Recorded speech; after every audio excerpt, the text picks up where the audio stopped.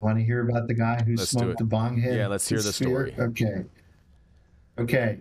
So, Phish fan banned from Sphere for bong rips, no regrets.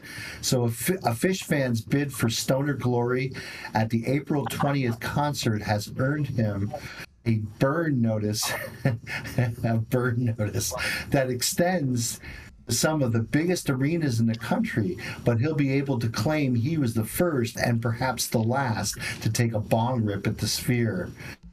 Yes, indeed, folks. Weeks ago, Instagram user Acid Farts, I'm not making it up, it's really a real user, acid_farts, who declined to share his real name with Rolling Stone, uploaded a video of himself blowing a plume of pot smoke inside the $2 billion Las Vegas venue ahead of a set of the jam band on what many consider a cannabis holiday, right? 420, right?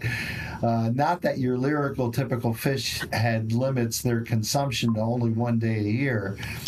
It was his third and final night of seeing them play, he says, and he didn't want to try to bring in the bong, which he brought into town on his flight home to the West Coast. So he lit it up one more time to cheers and applause from his section and later dispensed with the glassware. I didn't want to walk around with Vegas with it all night, so I just threw it out on the way out. Of course, by the time Acid Farts emerged from the psychedelic show, his clip was already viral on the online Phish community. He also tagged the official arena account to notify them of his stunt. Well, maybe not the smartest thing to do, right, guy? When it says clearly you're not supposed to be smoking inside. So that was maybe a little oops, he said. Having lost his Wi-Fi signal shortly after posting on Instagram, he realized how widely the footage was circulating until it was too late for him to do anything about it. The veteran of 187 Phish concerts, let's see, I'm on 300 something. How far are you, Elise? You're probably more than me. So this guy's been to No, 187 150. Phish concerts. Who has caught the Vermont band live consistently from the age of 13 to his current late 30s, recalls thinking, well, I guess I'm going to have to live with this decision. So you can actually see a video on his Instagram page, again, Acid Farts, of him blowing out the smoke to applause from the audience that was watching. So despite the Sphere's strictly enforced prohibition of smoking, including electronic cigarettes, anywhere in the premises, Acid Farts did not face immediate consequences for his action.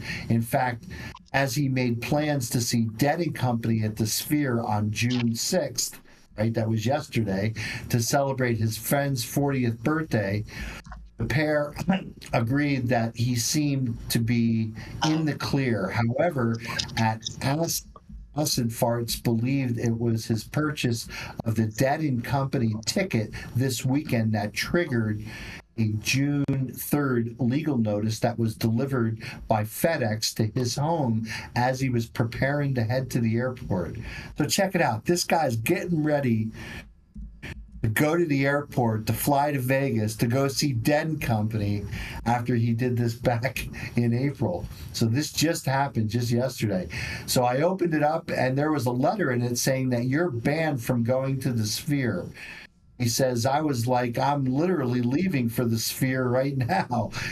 The letter from the venue operator of Madison Square Garden Entertainment, which Rolling Stone has independently confirmed as genuine, also bars Acid Farts from the New York venues of Madison Square Garden, a perennial stop for Phish, known for playing their New Year's Eve gig there, Radio City Music Hall, and the Beacon Theater, as well as the Chicago Theater.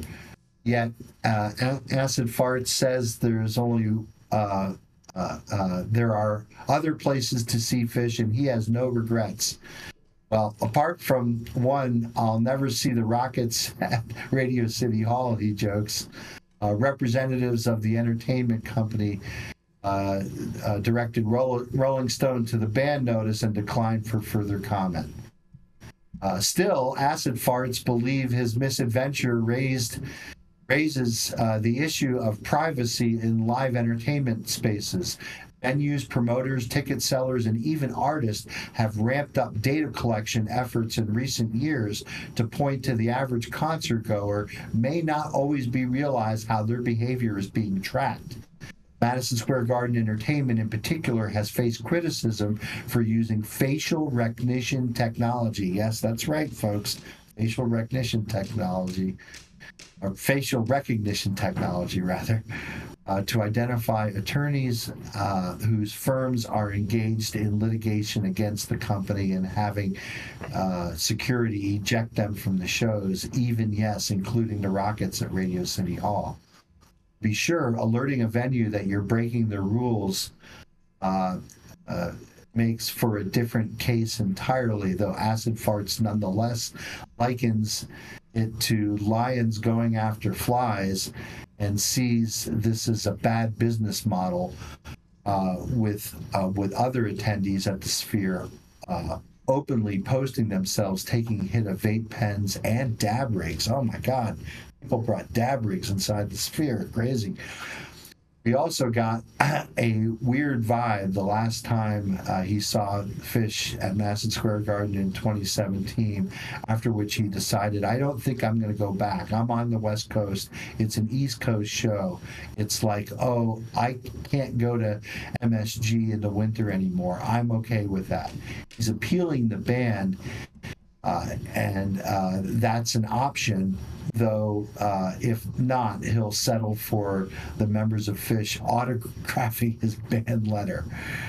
I really like wearing it like a badge of honor, he explains, and he has already has an idea for how to make the most out of the incident by selling a t-shirt, maybe reading free acid farts, with the proceeds going to Ray Anastasio's Divided Sky Foundation, which is a good foundation. It's dedicated towards addiction and throwing money at a halfway house here in Vermont. A new addiction recovery center, again, that's the one down here in Vermont, founded by Phish frontman Trey Anastasio. In any case, he notes that in his story is a pantheon of Phish now, and the Phish fans are free to run with it. And for those wondering just what strain Acid Farts was packing at the Sphere, he reveals a sour diesel man for life, he says. What he won't share is exactly how he smuggled the sizable bong into the arena in the first place. That's a no comment, he says with a laugh. That's a trade secret. So that's the story about the Phish fan who went inside the Sphere with a big old bong on 420, ripped a big old bong rip and blew it out, and now he's banned from their arenas. So I guess this does bring up a very interesting point about facial recognition and realizing that, yeah, there's cameras everywhere.